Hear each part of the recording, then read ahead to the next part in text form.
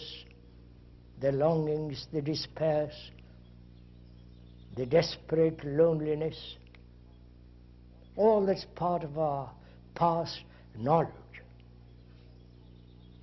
And when we are acting from the past, it must be repetitive. And therefore, the mind becomes mechanical. The computer is a repetitive machine, maybe quicker, faster than the human brain. But that machine is repetitive, as we human beings are. And so we are questioning any culture born from the past, from the known, obviously is mechanical, repetitive. And so we are going to find out what is it that brings about a culture which is totally different from the mechanistic culture which we have accepted for thousands of years. Most of our minds, with some rare exceptions, are mediocre. Forgive me if I use that word. One may think one is extraordinarily out of that class. But to think that you are out of that class is also a form of mediocrity. This is not an insult. We are examining together.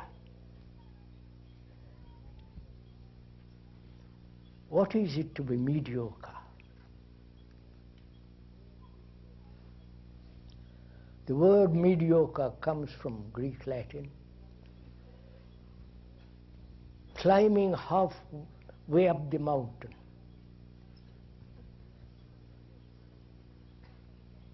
That's the real meaning of that word, mediocre. Never climbing all the way up, but being satisfied to climb halfway or 1/3 of the way. That's the meaning of that word, mediocre. And our education, however wide, whatever knowledge one acquires in a particular subject, it is all these factors of education are limiting the mind.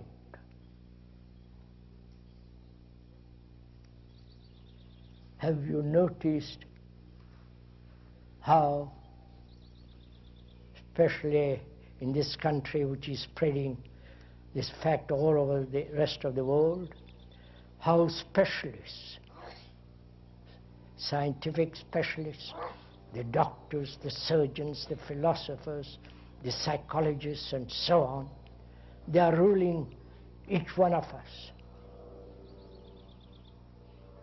They have the authority to tell you what to do. They are the experts, how to bring up a baby, how to have sexual relationship properly, how to make up your face.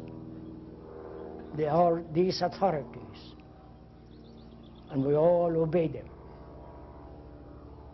Our obedience has at certain times a revolt, but that revolt is merely a reaction, and so it's not complete comprehension of the understanding that all specialized knowledge is limited, as all knowledge is limited.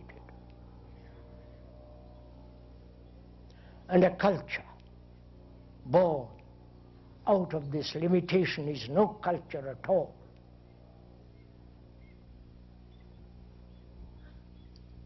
There's no American culture or European culture. They can go back to the Renaissance, to the past history. But deep culture of the mind can only come about through freedom from the known. Can there be such freedom? We're going to talk about it together because only a religion, from a religion, a new culture can only come into being. Religion is not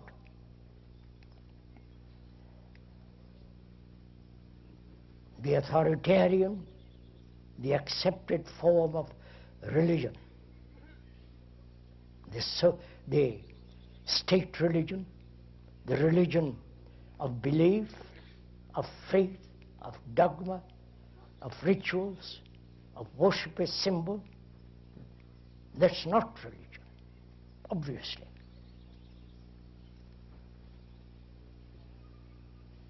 So we're going to inquire into what is religion.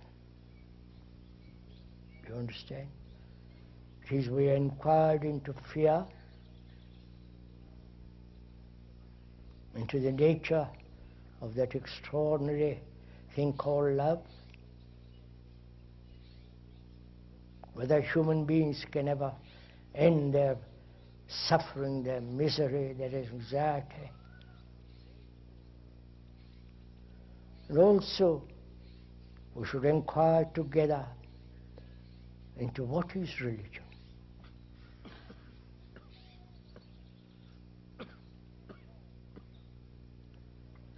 Man worships. There are still those people in the East who worship a tree,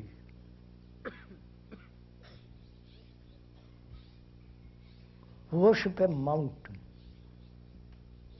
They give it, in India, to the Himalayas, a special peaks, a special name.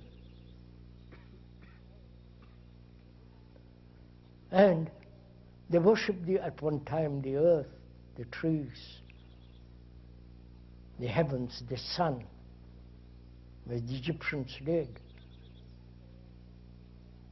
But we consider all that illusion, nonsense.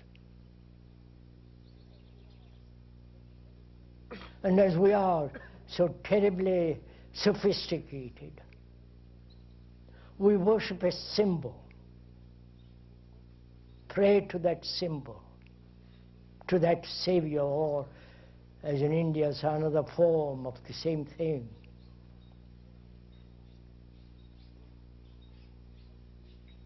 Worship has been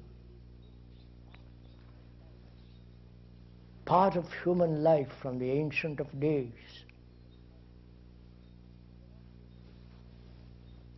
You may not worship a tree, but you go